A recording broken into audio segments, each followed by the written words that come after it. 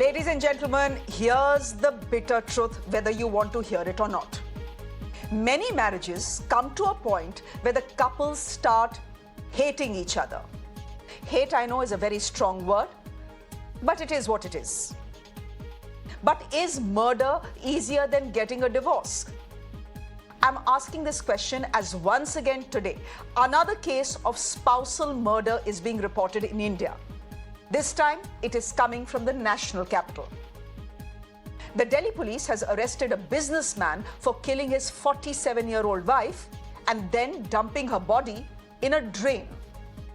The body, wrapped in a white bedsheet and tied to a cement stack, was found on March 15th, last month.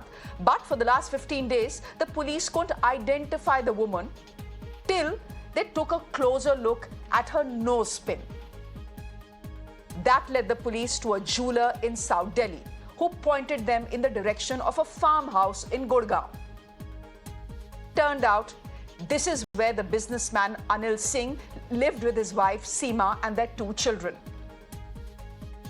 When the police reached him and inquired about his wife, he told them she had gone to Vrindavan without a phone.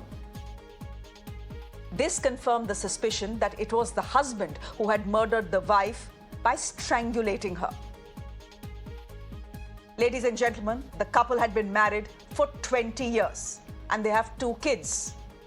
It was the older son who identified his mother's body. He's a teenager. Ladies and gentlemen, 10 years ago, Kenya saw a disturbing upsurge in spousal murders, and today, so is India. And it is being done in a manner so macabre that it sends a chill down your spine. Last month alone, there were 2 such cases.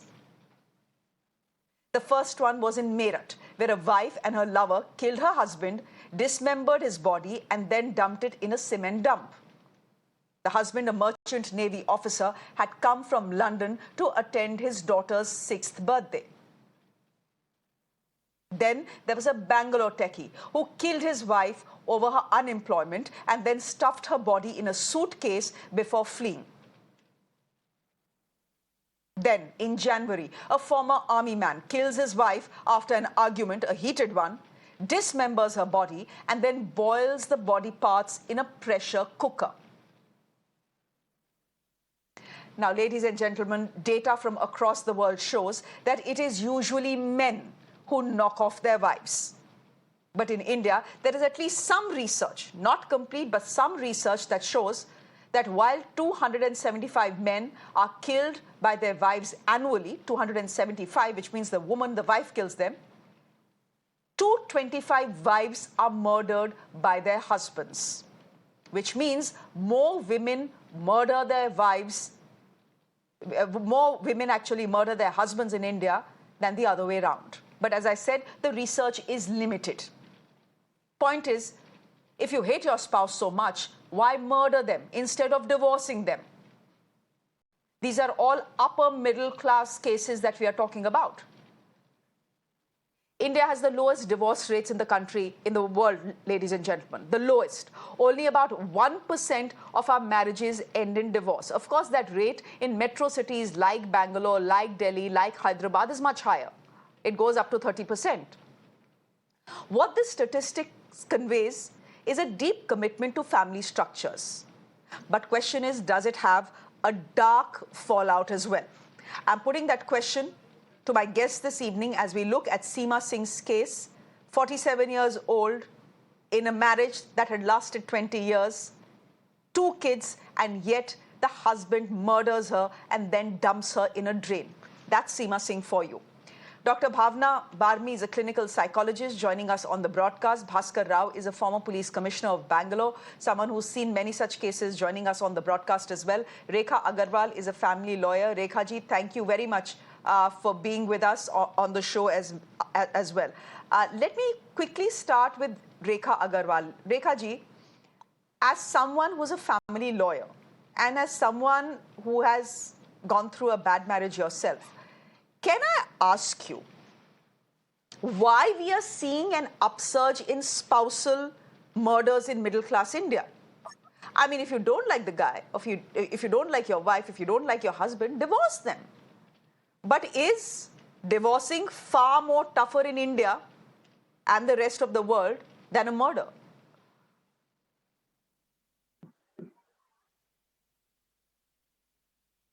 A very long and tedious process, and probably that is one of the reasons, though of course that is not pardonable, but generally in our country, people don't have faith in the legal system, and they think that it is going to be a long drawn out battle, whether it is a family dispute, a matrimonial dispute, or a property dispute, or even a criminal case. Now even this murder case where Seema Singh's case is concerned, is going to be a number of years before the accused is finally found to be guilty or not, and that time will tell. So I think that one of the reasons that probably that whether it is the woman or whether it is the wife or the husband who takes law in his or her own hands, one of the reasons could be number one, the societal stigma which is attached still to divorce. I mean, a divorcee is not generally looked upon in a very positive manner in our country, particularly in certain sections of our society where it is still a kind of a conservative society. And, if a woman takes a divorce, so it's almost like a label, oh, she's a divorcee, and the next time that she wants to find a match for herself, so it's going to be very difficult. So you don't want to be labeled as a divorcee, but yes, if you get labeled as a widow, probably you get a lot of sympathy from the world at large, Okay.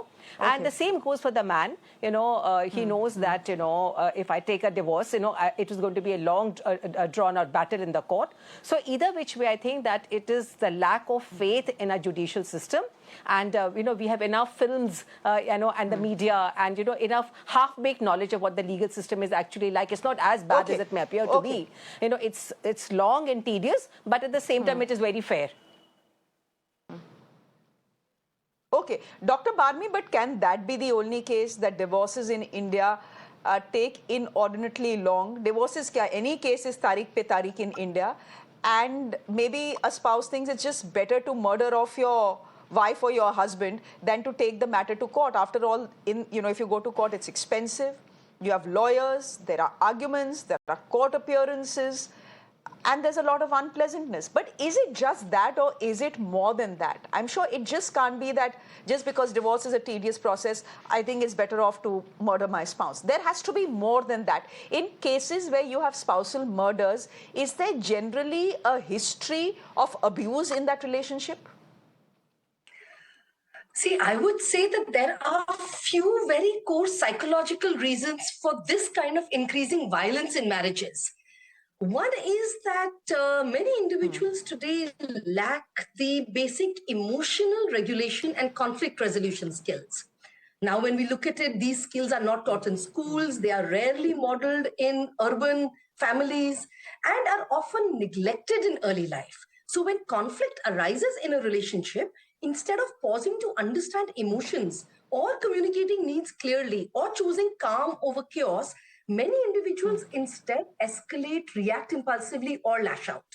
So in relationships, like you said, where childhood trauma, abandonment issues, or unresolved anger exists, every disagreement becomes a trigger. The partner psychologically is no longer seen as a spouse. They become a symbolic attacker, and retaliation becomes psychologically emotional or physical. And in fact, in couples therapy, I often see people fighting not with each other, but with their inner wounds. The partner just becomes a mirror. Now, again, in today's generation, what is to be noted is that especially those growing up with instant gratification often struggle to sit with discomfort. Marriage, actually, which requires patience, compromise, and effort, clashes with the psychological current day mindset of if it is hard, it must be wrong. So instead of working through misunderstandings, addressing long-term dissatisfactions, or investing in rebuilding emotional safety, some individuals become overwhelmed and turn to aggression or violence as a way to control this chaos or release the pressure. So, like I think Rekha ji was also saying, there is of toxicity around these power dynamics and ego clashes. And that's why we're seeing men and women both seeking aggression as a way out. Modern marriages often start Bhaskar on the Rao, notion there of are many, but there are a lot go ahead, complete your point. Yeah, so I'm saying that when one partner feels ego threatened, then they get into power struggles, into controlling behaviors, and ultimately aggression when the power dynamic is disrupted. So that's what I was basically trying to say, that there's of a lot of aggression which is actually building up in times of today. And of course, there is that stigma around Okay. divorce that we were all just Okay. talking about. In any case, murder is the ultimate power play, isn't it, Bhaskar Rao? And you, as a former police commissioner, must have seen many of these cases. Murder is the ultimate power play. But if we just look at the three cases that have actually made headlines across the country and shocked everyone, just let's take a look at all three of them, and we'll just put the graphic on our screens as well. Ladies and gentlemen, just by the way, Seema Singh, the 47-year-old who has been murdered by her husband. So let's just put out the three cases that we've seen this year. We've seen what has happened in Meerut, Bhaskar Rao, where a 27-year-old woman, along with her lover, murders her merchant navy husband, who has come back from London for the daughter's 6th birthday, and dumps him in a cement trunk. See, the first two cases again, are of one category. if you don't want to live with him, simply, 1 minute, divorce him. Bhaskar Rao, just a minute. Divorce him, right? Look at the second case. The second case we are seeing is of a Bangalore techie. These are all upper middle class people. This is a Bangalore techie who's, the reason he gives for murdering his wife and then dumping her body in a suitcase is that she's unemployed. Is that any reason? And if that was a reason, again, divorce her. Why murder her? Third case in front of you today. This is a marriage of 20 years. There are 2 children involved. And you don't think twice before murdering your wife and dumping her in a drain. Are murders like this, Bhaskar Rao, usually pre-planned, or do they happen in a fit of rage? Because I find it very difficult for things like this to happen in a fit of rage. See, I have seen that amongst all the murder cases which take place, 35% of them are related to sexual crimes or not sexual crime, but related to women on grounds of fidelity or in kinds of relationship is concerned. In fact, I would not be in agreement with Advocate Madam, where she says that the quick relief is sought because of the long-drawn legal process. And I've come across numerous cases across all socio-economic strata where the main reason for getting rid of spouse is that when one of the spouses becomes so over-controlling and becomes sort of all the while trying to find out where were you, what were you doing, with whom were you, why did you speak to such and such person over there.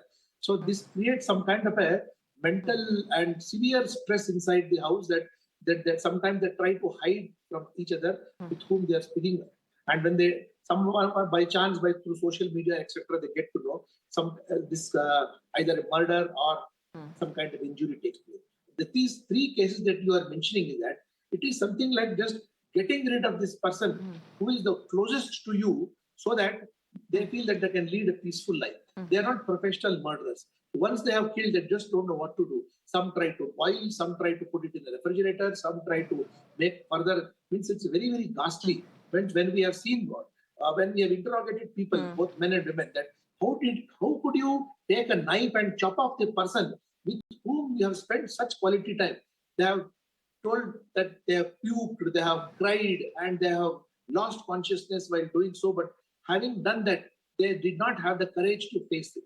So, in fact, a number of cases, as a deputy commissioner of police, I have myself interrogated some women who got rid of their husbands, and as well as husbands who got rid of their women, of their wife, with the help of the paramour over there.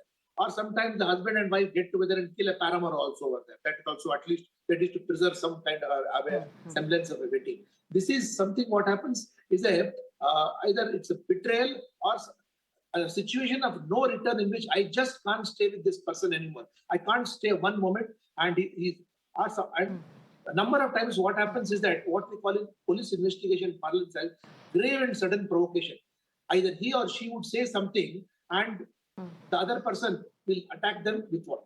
I have seen a case where very highly placed couple who in Bangalore, both of them for Harvard, IIT Bangalore, IIT Kharagpur, and then Harvard. I should not be mentioning their names over there. During the time of COVID over there, because the wife was having a job and the husband was laid off, he made allegations against her that you have been sleeping around, that's why you got a job and I can't sleep around, so I'm not allowed. So she just took a hot pressure cooker and banged him on his head and he killed her. Means this is something like, say, grave sudden provocation where they get hurt. And sometimes what happens, high levels of education also make a woman very, very reliant that, okay, I cannot put up with this kind of nonsense. And a number of places we have seen that the wife is tolerating all the nuisance which the husband is doing because in the name of children or in the name that she has no place to go. But grave and sudden provocation is a very strong motive.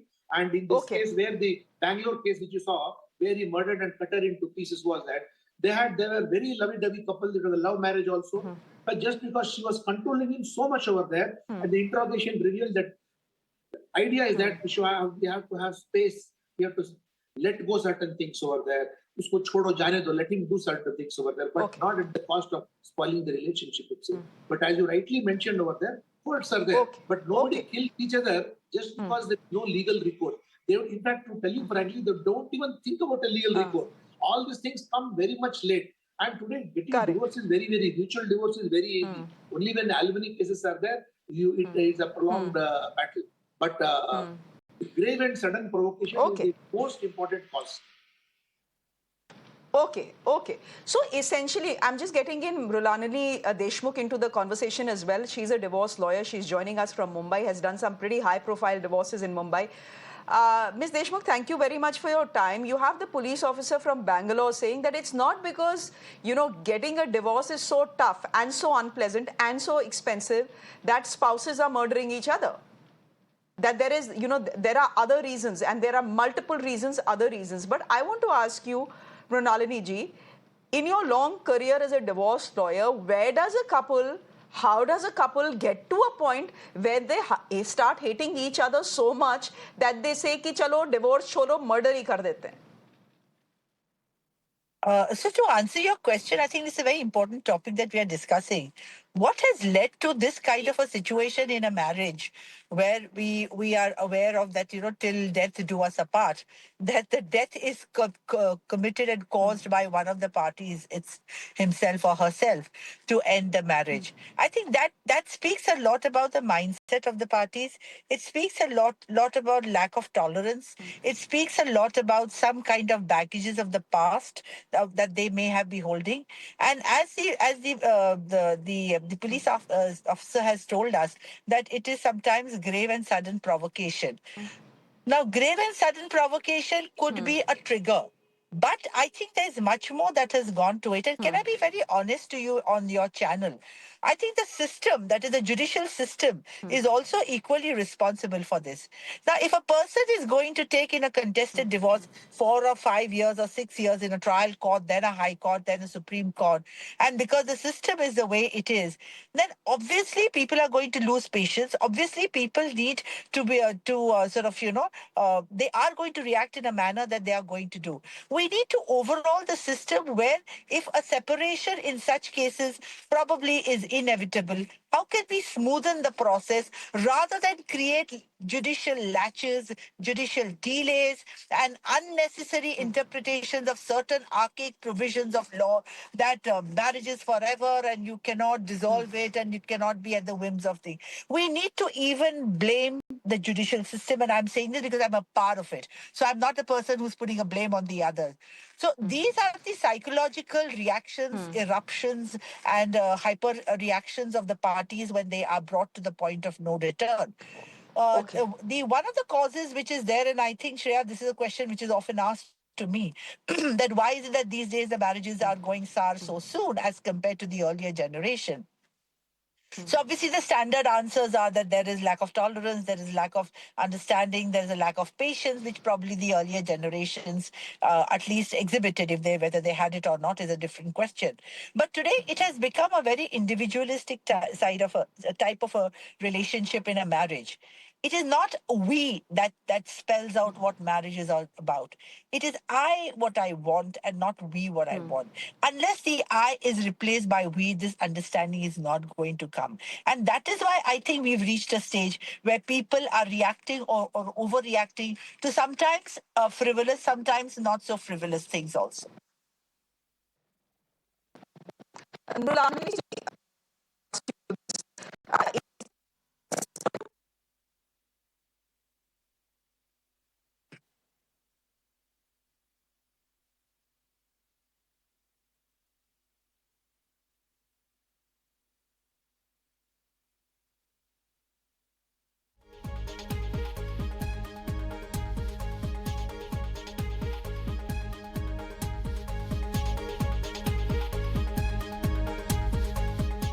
Is it only intolerance?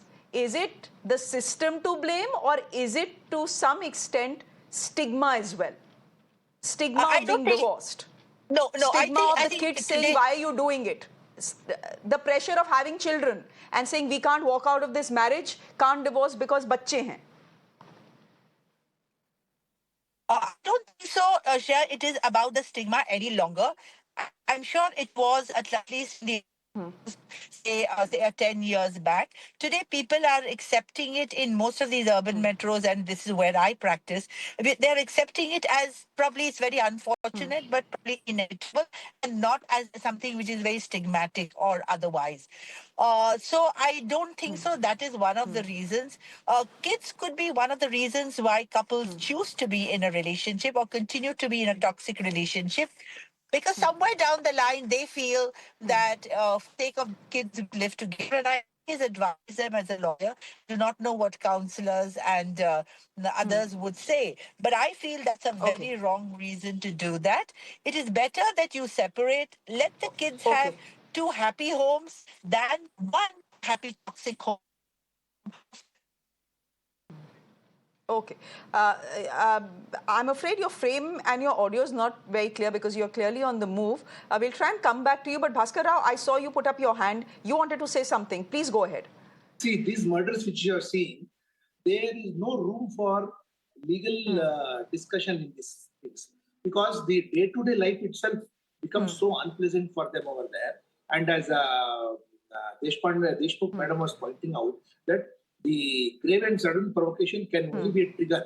But what is behind that is that intolerance, need for space, and need for privacy, and need to sort of fool around over there, and need to keep certain secrets away from the spouse. It could be financial secrets, or it could be social secret, or their network group over there, or sometimes both men and women now in professional circles.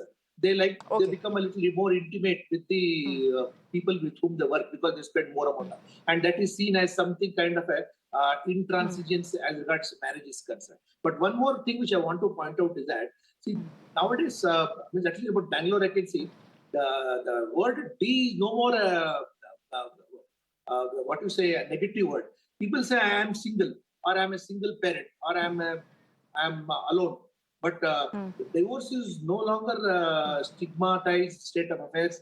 Probably it could be in tier 2 or tier 3 cities also, where it is also coming to be accepted. But as regards metropolitan cities are concerned, I think people even flaunt their single status also over there. So there is no need to get sort of worried that D is a very stigmatized word. But Mr. Rao, both for men and women. But Mr. Rao, India has the lowest divorce rates in the world. It's a good thing. And only at 1%. And it is a statistic, by the way, to be proud of because it shows our commitment to family structures. No, right? So it's a statistic to be proud of. My question is, does it have deeper and darker? From the taboo point of view, no one need to get psychologically upset about it. Rekha Aggarwal, I agree.